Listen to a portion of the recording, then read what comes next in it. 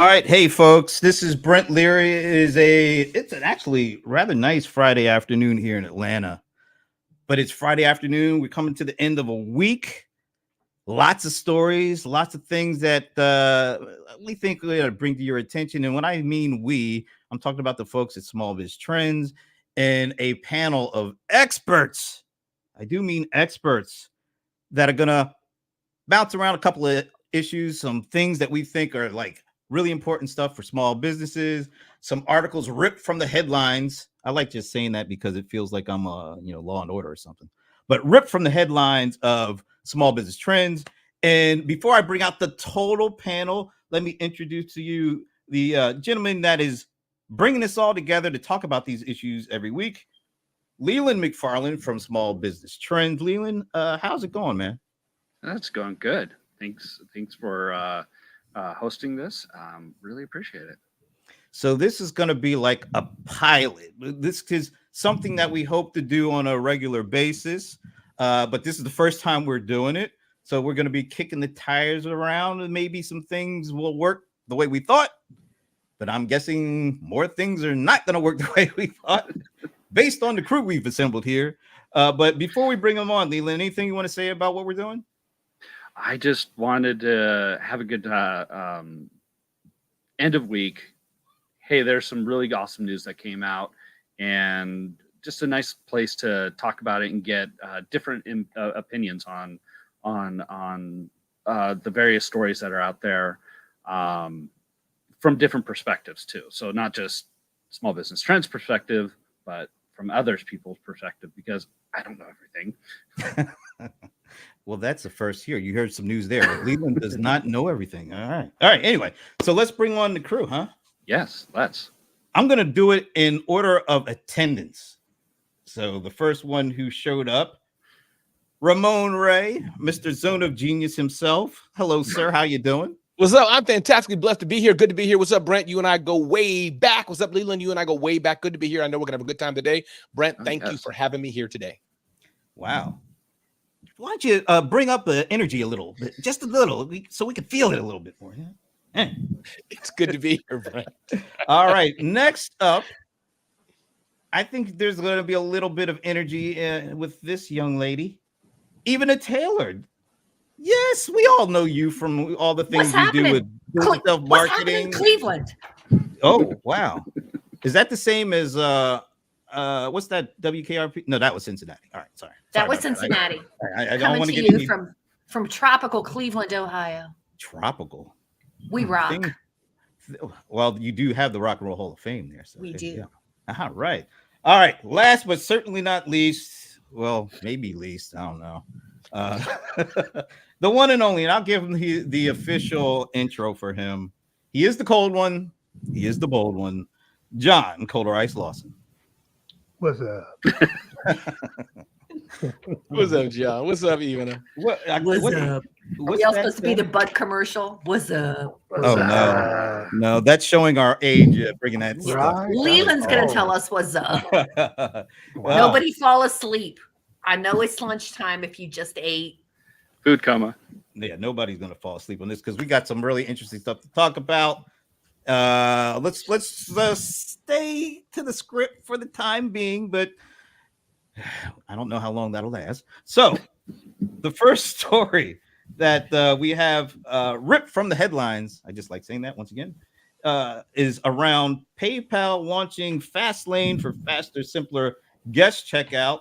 Now, let's see. I think I have a quote from the CEO that was a part of the story here. According to PayPal president and CEO Alex Chris, Fastlane significantly reduces the time consumers spend on guest checkout, providing a more seamless experience. This innovation is expected to help businesses drive more sales and improve customer loyalty. I want to go to Mr. E-commerce himself, the cold one, John Lawson, to get your first take on this. Hey, man, if it makes it faster and I don't have to put in my password, why not? As long as it's secure. I mean, is it going to make that big a difference?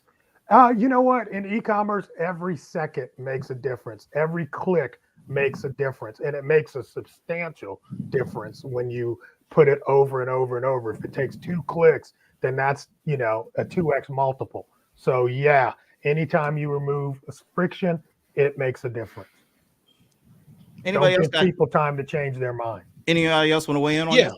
I think that, listen, PayPal's been around for 8 billion years. It's great that they're innovating. And I think that what John said is correct. It's good they did it. It doesn't make it faster. But also, I think this is an occasion for a press release. All these companies are going to keep innovating. They already have the next thing they're going to do next week. PayPal announces, AI to make e-commerce go backwards and faster. Whatever they're going to put on there, it's another occasion for them to put a headline. Is my point. It's good, but I think let's remember. Take a look at look in the page book from QuickBooks. All the stuff they're doing is to increase stickiness. They don't want to lose customers, but also they want a reason to announce something new. And by the way, shout out to JR Bird. Thanks for being here, JR. Glad you're here. Brent, back to you. Yeah, JR. I think I know JR. Oh yeah, even has got to weigh in. Go ahead. Oh, even is here too. Even is here too. Sorry, didn't say Sorry, I just got to add the one thing.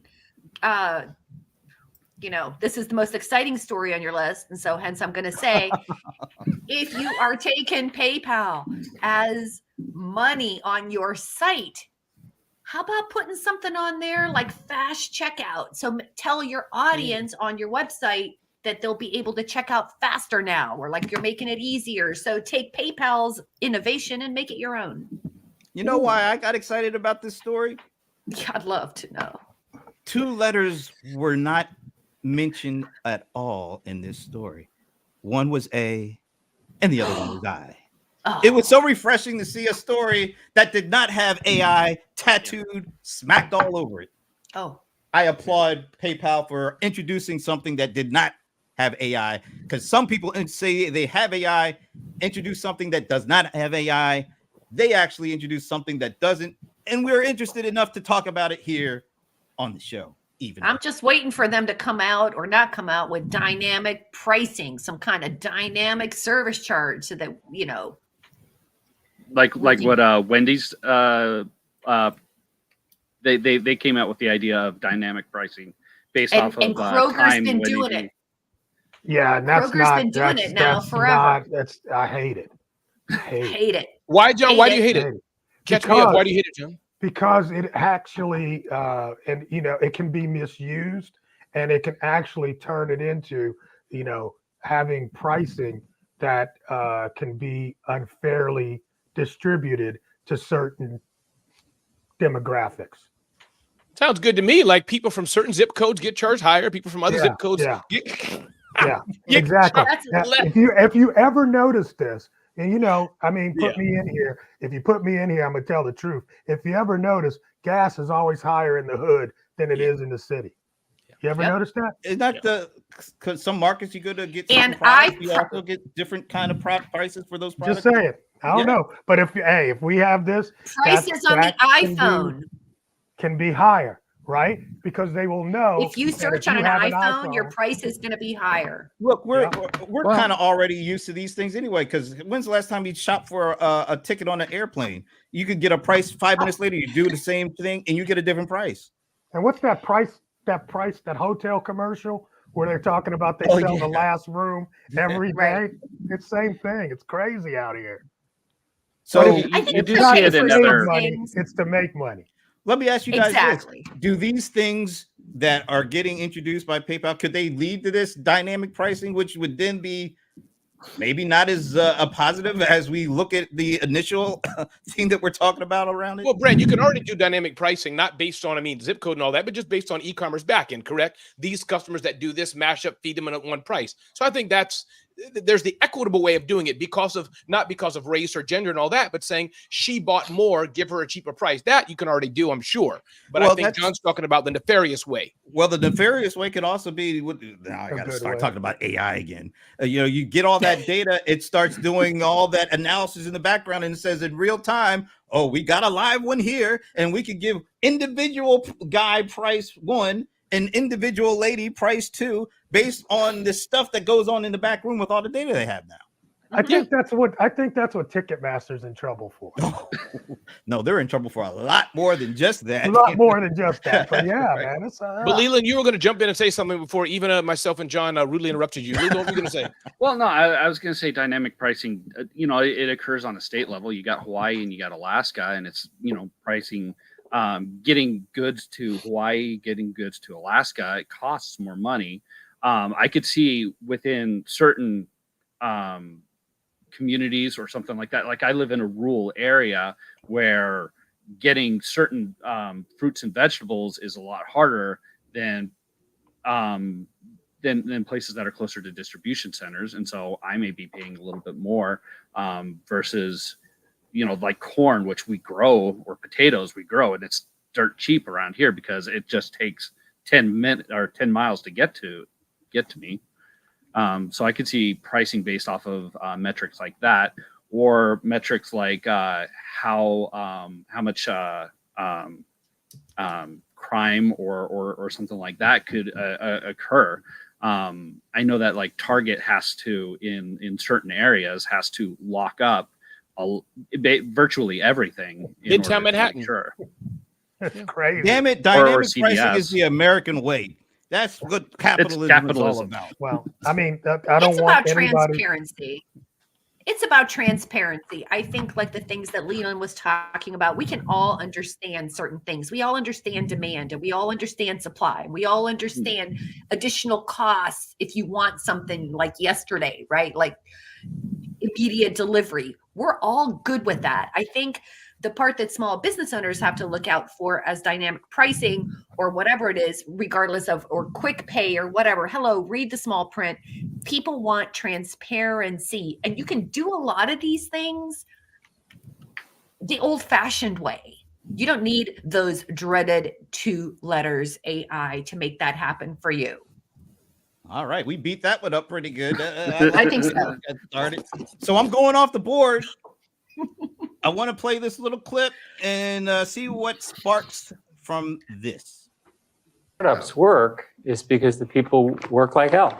And I'm sorry to be so blunt, but the fact of the matter is if you all leave the university and go found a company, you're not going to let people work from home and only come in 1 day a week if you want to compete against the other startups. In the early days of Google, Microsoft was like that. Exactly. There's a long history of companies winning in a genuinely creative way and really dominating a space and not making this the next transition. And I think that the truth is founders are special. The founders need to be in charge. The founders are difficult to work with. They push people hard. As much as we can dislike Elon's personal behavior, look at what he gets out of people. All righty. There was a lot going on in that clip. By the way, that was Eric Schmidt, the former CEO of Google.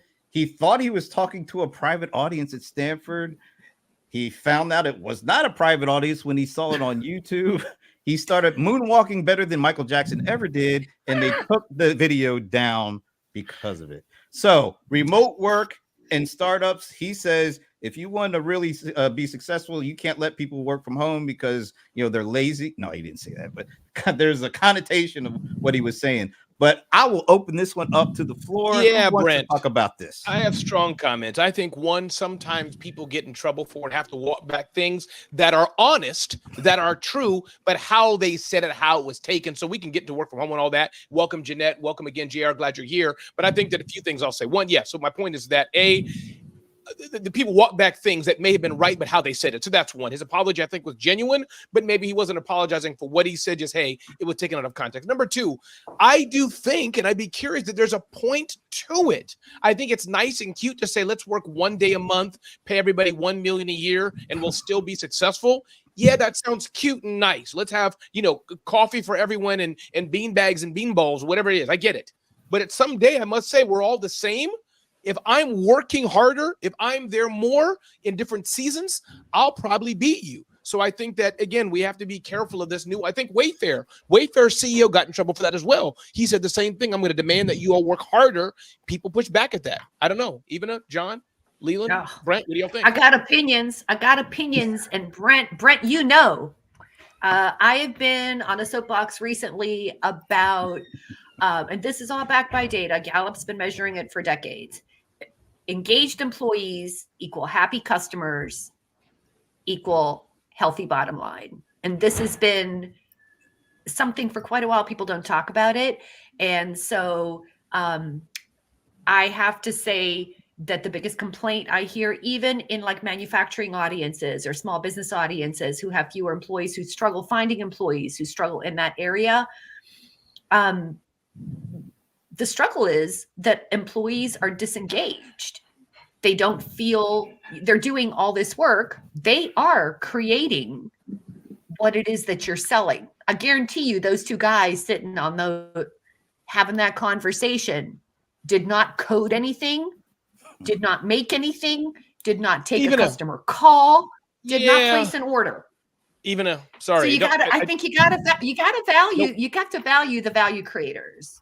Yeah, but I just want to push back on something. I get, and we'll go into a whole other realm here. So, Brent, hold me back if you need to. But I hear what you're saying. But I hear this from different people in my family. This aspect. One lady said something like, "You business owners, y'all are all selfish and stingy." I know you're not saying that, Ivana, but I want to be very careful, Ivana. I take full credit.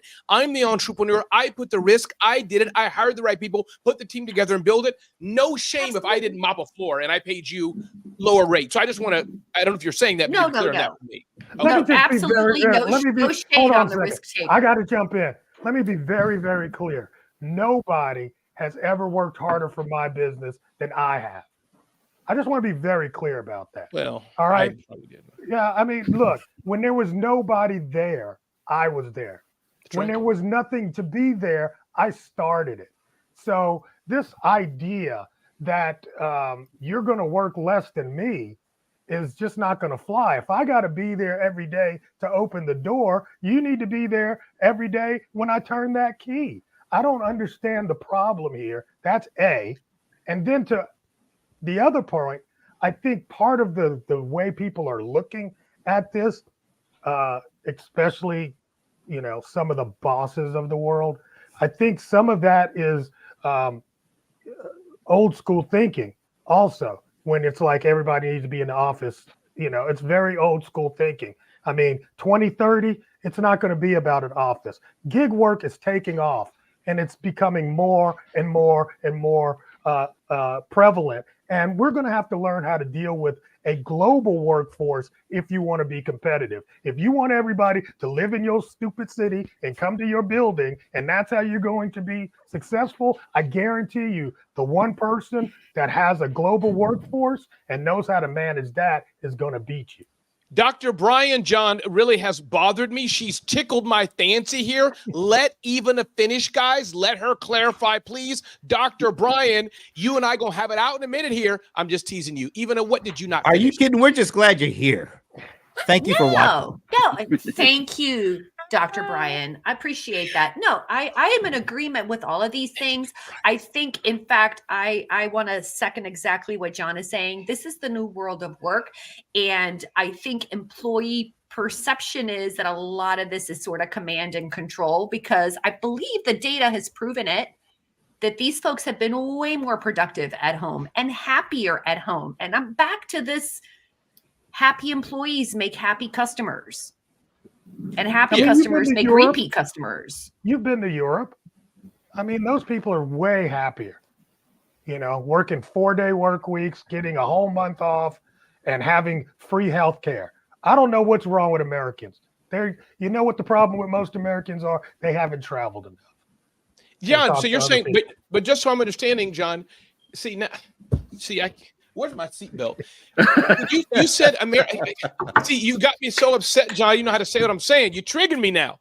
Here's my point, John, is that I get the whole thing about Europe and all this, but America's America. Europe is not America. Would Europe be I guess what I'm trying to say is we have been historically the dominant power. Innovation largely has come from here that I can tell. I'm not a historical buff. So I agree. Europe's Europe. John, see. Okay, see, don't do that. Don't do that, John. No, I'm sorry. Don't do that. Let me just be very clear, bro. Please be clear. We've been here for 250 years. Yes. You go to Europe and see buildings that are 1,000 years old. Let's not get it twisted. Yeah, I get it. I get it. There's a reason. There's a reason that for all the warts that we have in this country when it comes to the economy, that ours has been the best economy even throughout this, whatever they call the recession. So there's got to be some reason for it. Not to say that it's everything that we do is great, but there are certain things that go on here that don't go on anywhere else. I don't think it's because of the work. I don't think it's because of the way. What is it we because work our then? people. I don't know, but I don't think that. Let's put it like this: I don't think the facts support your argument here.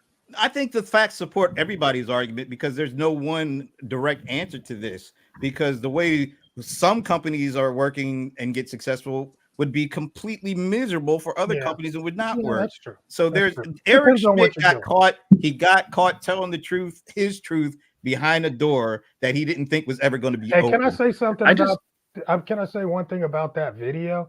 It's sad that that's all they got from that video. That video is like the most amazing conversation. That might have been, and it's an hour long, taken down. But the reason that it went viral was because of that. I know it's sad. It's sad because it got taken people down. like John. It got taken down because of people like John saying what they said. That's why it got taken down. Right. You're the reason. Take full responsibility. All right. That was a good one. We went off script on that, and it seemed to have worked. So we're going back on script now. I never got the script. Yeah, that's probably good for you. I emailed it to you. Yeah, I saw it. He doesn't like 10 reading. minutes ago. All right. So we're going back on script because this actually, I think, is a sign of the times right now. Apparently, the folks at NFIB had a survey that came out of, I think, around 2,800 plus small business folks that asked them what are they most concerned about. And let's see, I think I have okay. So inflation seems to be the number one thing. Cost of health insurance remains the top chronic issue. Cost of suppliers, inventories ranking second. Cost of fuel and electricity sixth most. But look at that last one. Interest rates jumped from 56th most important to 13th. People are worried about inflation and we're worried about interest rate. And then we got news this week that said, well, inflation is coming down and the likelihood of interest rates going down has gone up tremendously. So is this all ado about nothing? Should they not have to worry about this stuff? Because it feels like, or it seems like the numbers back up that inflation is becoming less of a risk and the economy is maybe less likely to go into the recession that they've been talking about for 3 years. So I look at it like this. While inflation is going down, the effects of past inflation are still very prevalent. It takes a bit of time for the economy to catch up to new inflation numbers, for everything to adjust, for products and prices to become normalized. And we're still feeling the effects of past inflation. We're still feeling the effects of high interest rates. And while those will go down and while we'll adjust, it's still going to take a little time. And we're not at a point right now still where the average business owner is able to, they're still feeling that effect. And they'll probably still feel the effect for another 5, maybe even 10 years until everything kind of normalizes and we get back to kind of like where we were before all of this started to happen. So it is still top of mind, even though you're starting to see the numbers go down. Any other takers? Yeah, I'll agree. I mean, but I remember Brent, me and you were talking about inflation at one point. And we'll be talking about that at 5 p.m. today also on our Pass the Mic. Right. Yeah. But I remember we were talking about in the midst of when we were really moving up very quickly, we were like, what businesses are actually having issues and what businesses are just taking advantage of higher pricing?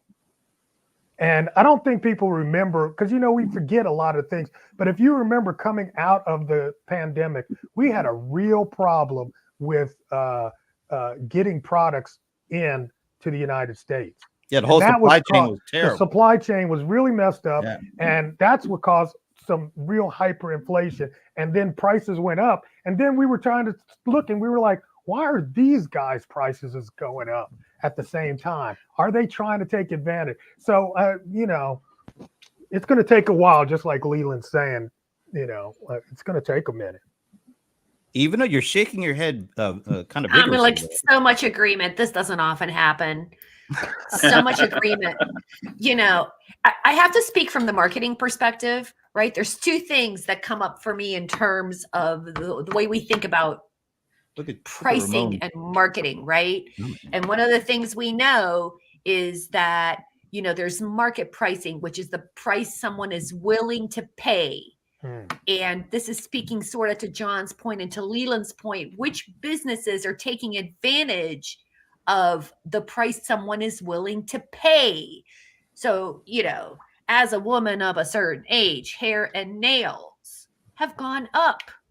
But let me just tell you, I will skimp and eat rice, but I will have hair and nails, right? So things are a trade-off, right? I don't know if that's really skimping. I like rice. Chipotle's got really good rice. Well, I'm just, I will skimp in other areas of my life to make sure that I can purchase those things that I think are important.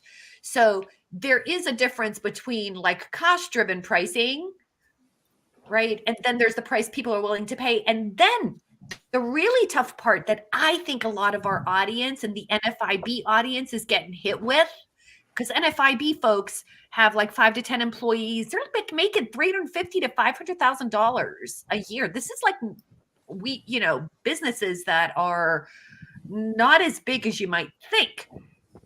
And one of the things that we're taught is that you should be having a nominal price increase every year, right? And that's like something you need to do. You need to train your audience to go with these price increases. But I can tell you a lot of these businesses have been trying so hard not to have a price increase. Well, because of their customers. Can we go back to, as technology, more and more technology gets introduced and things that were done manually are now automated? Part of the reason that they get automated is because it drives their costs down. They don't have to pay as much to get stuff done.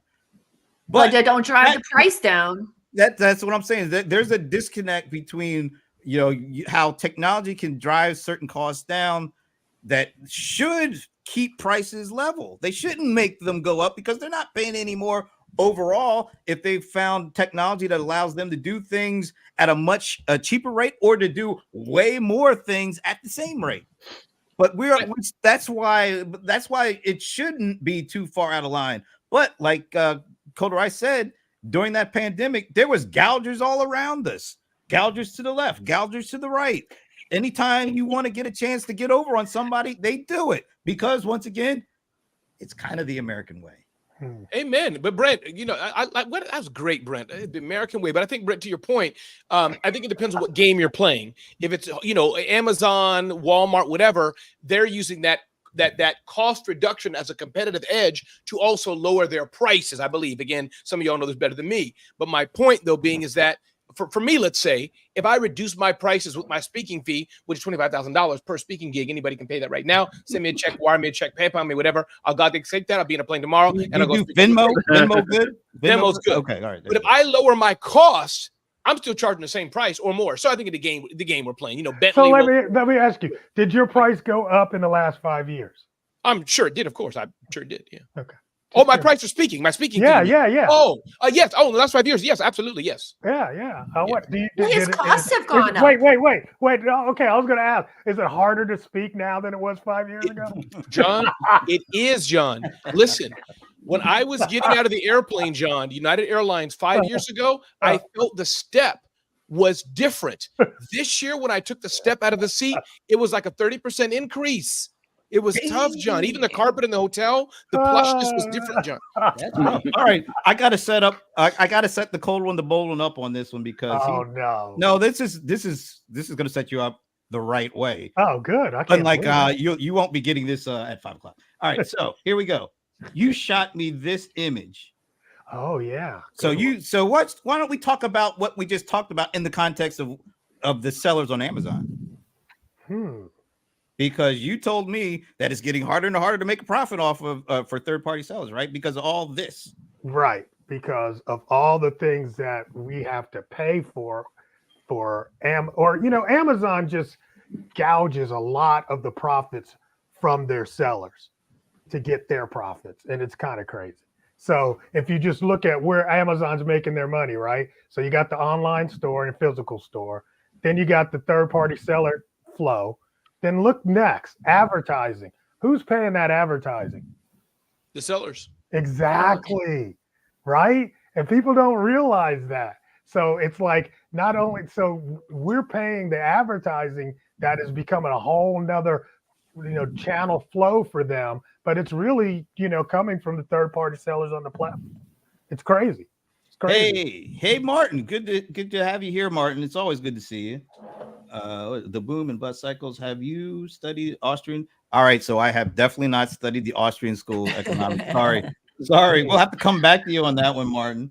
And let's let Jen is saying this is awesome. Smaller business spirits are lifted with this dialogue. Oh wow, very nice. Thank you. Is that somebody that's awesome. Related to one of the panelists? Because that might be why we're getting it. Anyway, all right. So we're at the bottom of the hour, and we wanted to keep this one kind of tight because once again we're doing a pilot. But I'm gonna kind of go off the board again and take an idea that our lovely Ivana Taylor had, and give each of you a minute to jump on a soapbox about something that is really getting your attention, maybe in the right way or maybe not in the right way. So we're going to start with Ivana. Oh my God, what's been getting my attention? You guys know this. I have been noticing, and one of my soapboxes has been market like it's 1999. What I mean by that is that the whole spray and pray thing and digital marketing and all that other kind of stuff, it tricks you into thinking that it's cheaper and better and getting you higher reach. But you got to get back to the basics and the fundamentals because advertising is more expensive. Right now, the cost lead is $18 to $23. That's like an email. That is the price of a non-qualified email. So I've noticed that some of the most successful marketing strategies for me right now have been getting your hands dirty with the data. Do your research, get in there, slow it down, slow down your marketing, slow down your thinking, go back to researching, check your ideal customer, check your offer, do all the things, slow down. So don't get caught up in the excitement of anything digital, anything AI. Slow down. You'll get there faster, as my dad used to say. I like that because I like Brand Nubian, and they had a great song called Slow Down. Just made me think about that. Anyway, great tips, Ivana. Now we'll go to look, Ramon is shaking his head like, come on, you know who Brand Nubian is. Come on, bro. Anyway, Ramon, since you're shaking your head, you get the soapbox next, man. John can read my facial expressions. Listen, bottom line here, what's getting me really excited, Brent and John and Leland and Ivana, again, thank you for having me here. It's been such a great session, is really identifying and honing in what all of our competitive advantages is. Yes, I've known this before, and this is something John and I have, in one way or another, talked privately about. But what's your competitive advantage? What do you do best? What will you crush at and dominate at better than anybody else? And it could be a soft skill, whatever it is. And maybe you don't, it's hard to find it for some people, but find out what that is. And then find the people who value that at a premium and do together and serve them. That's what's getting me excited. I'm at the age of 51. I'm seeing this more and more, is that let me find out what I do best, what I can do best, match it to somebody who wants it, and we both will soar together. That's what excites me. Ooh, that's almost like a mic drop. Exciting. That's good. By the way, JR, market like it's 1999. We all like that because we all, well, at least some of us like Prince a whole lot. Anyway, the cold one, the bold one, John Rice Lawson, the soapbox is yours. I have nothing to say. However, stop the presses. Wait, that has never happened before. All right, go ahead. No. But one thing I do want small business owners to really start thinking about is, there's been a lot of hype around AI. And I think the hype is starting to, settle a little bit. And it's time to really start thinking about how you can use AI to help scale your business. Because what you used to have to hire another person for or outsource, those kinds of things, a lot of them you can actually outsource to your AI that will actually work for you 24/7. So start thinking about the tasks that we can have AI handle, that we can help scale our businesses, make it so that we can offer our customers better service, faster and cheaper, and then we will have a competitive advantage. So I think that is where I'm at for the day. And a simple note is I have taken away that Leland is the person to call for my potato and corn savings. I am so on it. I am so on it now. We went from AI to potato and Hey corn. man, that just it resonated with me. Pretty interesting segue there. But you brought up Leland, so Leland, soapbox is yours. It's very interesting because not only do we have potatoes and corn, but the next field over, I live right next to AWS data centers. Wow. So, we provide both AI and corn and potatoes. So,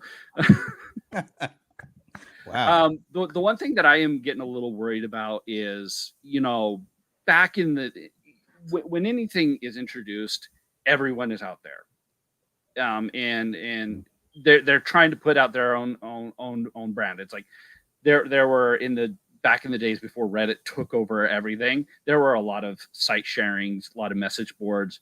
It was kind of an open world, and then it all kind of condensed to Reddit. And I'm kind of a little worried that might happen with AI, that we have all of these AIs, everyone's doing it, but then Canva just acquired Leonardo.ai, which is a really good image generation. And so what my worry is that we have all these AIs, they're out there, and then all of a sudden they're going to get condensed. And now we got like 3 companies or 2 companies that are, and you have to use their AI because no one else wants to dabble in AI.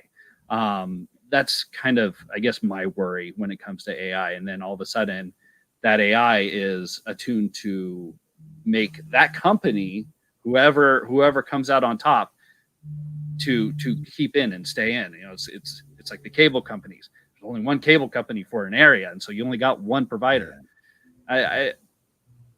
That's kind of one of my worries. My soapbox. I've lived in the same place for 25 years, and I can only get one cable company. That sucks. Anyway, that wasn't really my soapbox issue, but you kind of got me there. No, my soapbox issue is to come at 5 o'clock today Eastern time, because I will be. See, I've been being rather nice to the Cold One, the Bold One, because it's a different kind of show here. But if you want the real deal, 5 p.m. where I get to go back to being mean and yelling at him for being stupid. Well, not stupid. So join us then. But also, we will be back next week, I think. Still in the fine-tuning phases of this show. So thank you for all the comments. Thank you for the folks that joined us. If you have any thoughts or ideas, leave them in the comment section. We are always open to them. And we're actually doing this because we want to not just talk, but engage with you. We want to have this be a conversation that goes on and on and on, way beyond us folks here on the screen. So thanks for taking time to join us. Thanks to Ivana, you want to give a shout out to where people can find you? Absolutely. Come on over to DIYmarketers.com. Ask your marketing questions. Ivana at DIYmarketers.com. Awesome. Mr. Ray, it's like pick a place that you want them to go. Absolutely. Again, thanks for having me. It's been fun to be here, everybody. But check us out at zoneofgenius.com, zoneofgenius.com. We want to be acquired by smallbiztrends.com for millions of dollars a day. And I go live at 7 a.m. every morning, Monday through Friday, live, the Rundown with Ramon. Check us out across all platforms. And I will tag, if I may, Brent, John Lawson. Awesome. And of course, right there, just look that word up, Cold or Ice, you'll find me. Thanks for having me. This has been awesome. All right, Leland, any last thoughts? Hi, it was great. I enjoyed all of your guys' opinions. It was fun just chatting with you. And on that note, we will go away for a week and come back, and we'll still be fiddling around with this show. But I think we're all excited about it, and we're really happy that the folks who joined us joined right in. They actually did join us, so we look forward to more of that. So have a great weekend, and we will see you next week.